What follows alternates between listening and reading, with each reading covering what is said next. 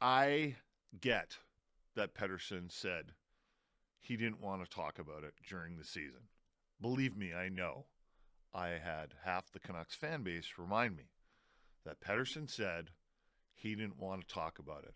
So I just want to make that clear. I understand that. And I get that that's his right. He is perfectly within his contractual rights to wait. He's under contract now. He's playing the games. And for a lot of people, that's good enough. Here's why I think it's still worth talking about. Just talking about it. Just discussing it. Are you ready? Are you ready for the reason why it's worth talking about it and newsworthy? I am. Newsworthy. I am ready. Newsworthy. We're not just doing it for the clicks. I'm ready. The Vancouver Canucks, the team we all cheer for, like the team, the one with the whale logo. It's, we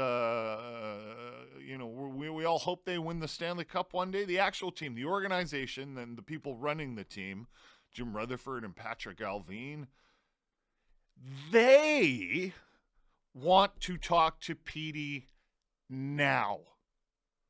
And they're getting frustrated that he won't even come to the table.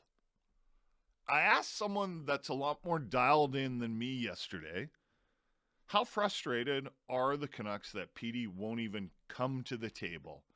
The answer was very.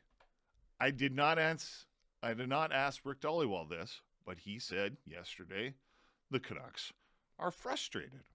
So two different sources. We can put it that way. Sure. Yeah. Just people that are more dialed in than me. There's almost a feeling within the Canucks of, what more do we have to do here? You, Petey, said you wanted to play for a winner. Well, we're winning. Was that just a line you threw out there? Because the other thing we've said is we've still got a lot of work to do. Tons of it.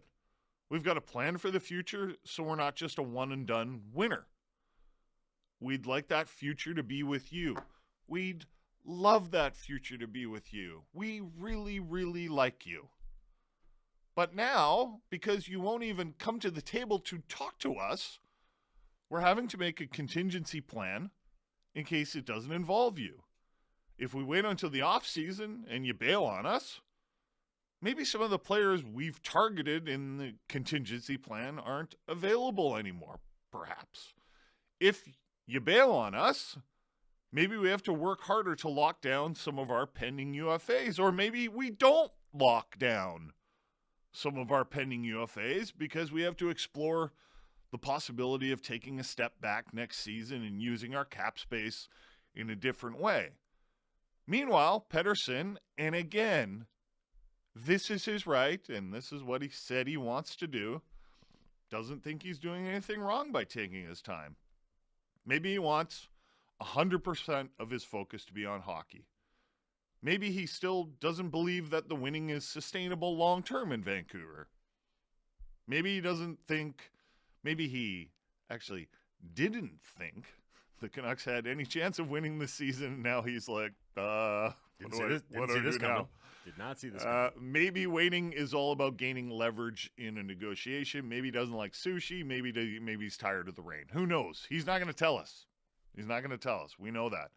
But really, what it all comes down to is whether you think it's a big deal that the Canucks are frustrated that they can't get Petey to the table. The team wants him to start negotiating. He won't. I personally think that's worth talking about it, no matter what he said about waiting until the end of the season. If the team is frustrated, it doesn't mean I'm frustrated. It doesn't mean Halford's frustrated. It doesn't mean A-Dog's frustrated. It doesn't mean Laddie's frustrated.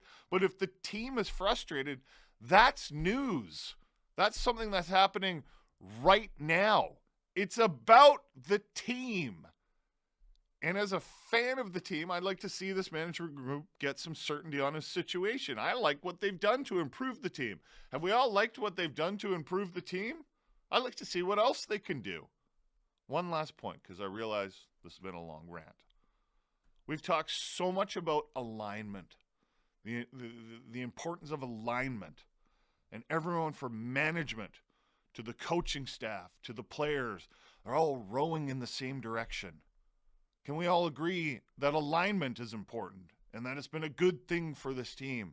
They even talk about how the guys down in the AHL, like Baines, is coming up and he's going like, it's a lot easier to join the team because what we do in Abbotsford, we do in Vancouver. Well, everyone's rowing in the same direction, but the Canucks don't know which way Petey wants to row. He's out like puttering around in like a dinghy. He's one of their best players. He's about to become one of the highest paid players in the league.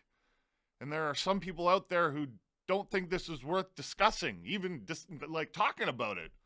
They only want us to talk about the great season the Canucks are having, which we have. But, you know, fair enough if that's what you want. I'm not going to tell you how to be a fan. I'm just trying to lay out why this is, for me, I think worthwhile discussing. I think we can discuss both. What a great season the Canucks are having in the, you know, one of the 3 hours of the show that we have. And in maybe another, half hour of the show, you can be like, but you know what? I'm kind of curious about what's going to happen with Pettersson.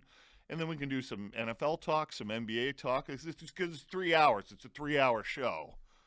I think we should do everything as related to the Canucks and the NHL. And that, my friends, is my Elias Pettersson rant.